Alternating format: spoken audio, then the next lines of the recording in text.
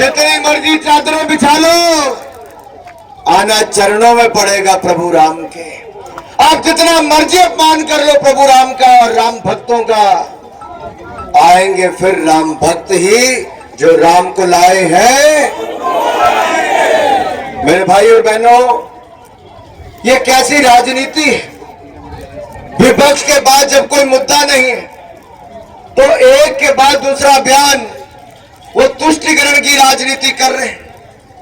और कितना गिरेंगे ये लोग, कभी जातिवाद के नाम पर, कभी क्षेत्रवाद के नाम पर, और कभी भगवान राम को अपमानित करने के लिए कोई कसर नहीं छोड़ते हैं। मैं इनसे पूछना चाहता हूं, कांग्रेस के बड़े नेता, पूर्व केंद्रीय मंत्री आज से कुछ साल पहले कहते थे बाटला हाउस कांड में जो आतंकवादी मारे गए, उनकी बात सुनकर सोनिया गांधी इतनी फूट फूट कर रोई कि सलमान खुर्शीद की आंखों से भी पानी निकल आया।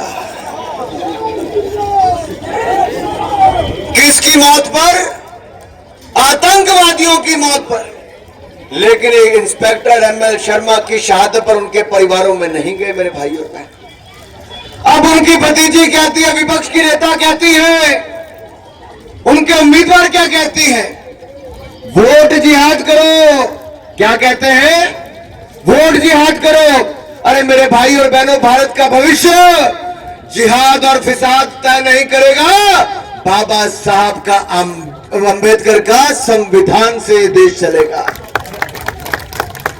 ये देश किसी फसाद या फतवे से नहीं, बाबा साहब अंबेडकर के संविधान से चलता है। 10 साल भी मोदी जी ने वैसे ही चलाया है और आगे भी बाबा साहब अंबेडकर के संविधान के अनुसार ही चलाएंगे।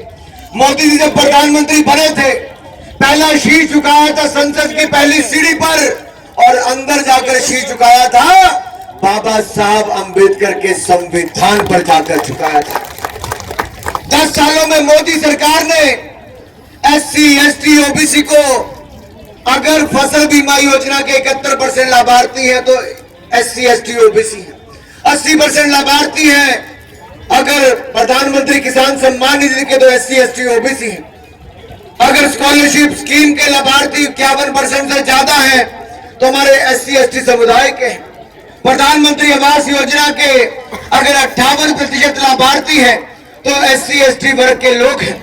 अगर प्रधानमंत्री मोदी के कालखंड में अगर देश का राष्ट्रपति कोई बना तो SC समाज से आने वाले हमारे रामनाथ कोविंद जी बने और अब अनुसूचित जनजाति की बहन द्रौपदी मुर्मू जी आज देश की राष्ट्रपति बनी है। मेरे भाई और बहनों, हमने एक नहीं अनेकों ऐसे उदाहरण पेश किए जहां पर समाज के सभी वर्गों को आगे बढ़ाने का काम किया है।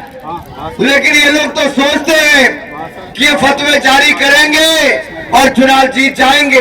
मेरे भाई और बहनों, इनको मैं यही कहूंगा, भारत एक लोकतांत्रिक देश है, धर्मनिरपेक्ष देश है, हमारा भारत एक डेमोक्रेसी है। ये देश किसी फरमान फतवे से नहीं चलेगा, ये लोकतांत्रिक व्यवस्था से और बाबा साहब अंबेडकर के संविधान से ही चलेगा।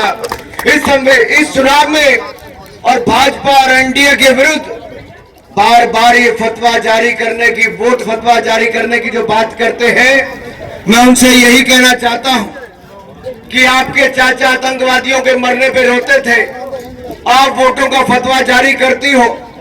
यही नहीं, आप कहते हो मुसलमानों भाजपा को वोट दोगे तो कहीं के नहीं रहोगे। मुसलमान समुदाय के वोटों को डराने का प्रयास आज विपक्ष के नेता करते हैं। अरे अगर हमने ट्रिपल तलाक से निजात दिलाई तो उन बहनों को मदद मिली जिनको सड़कों पर छोड़ दिया जाता था। लेकिन अगर दूसरी ओर नरेंद्र मोदी की सरकार ने सबका साथ सबका विकास इसी मूल मंत्र के साथ काम किया, 4 करोड़ पक्के मकान बनाए, 12 करोड़ शौचालय दिए, 13 करोड़ घरों को नल से जल दिया, 10 करोड़ बहनों को रसोई गैस का सिलेंडर उज्ज्वला योजना में दिया, 60 करोड़ लोगों को मुफ्त में इलाज, तो 80 करोड़ लोगों को मुफ्त में अनाज देने का काम मोदी सरकार ने किया है। 220 करोड़ वैक्सीन मुफ्त में भी लगवाई। इन दोनों शहजादों ने उस समय भी देश में अफवाहें फैलाई थी, ये आज भी अफवाहें और भय और भ्रम फैला रहे हैं। जब ये विपक्ष के नेता भय भ्रम और अफवाहें फैलाने से पहले 2 चरणों में वोट नहीं पा पाए, तो अब डीप फेक का ये विपक्ष के नेता आज डीप फेक इसका भी उपयोग कर रहे हैं, आर्टिफिशियल इंटेलिजेंस का उपयोग कर रहे हैं ताकि देश की जनता को, वोटर्स को गुमराह किया जा सके। मैं उनसे पूछना चाहता हूं मेरे भाई और बहनों, अगर ट्रिपल तलाक के बाद और बाकी योजनाओं के बाद अगर मुसलमान समुदाय को भी लगा कि मोदी ने ना जाति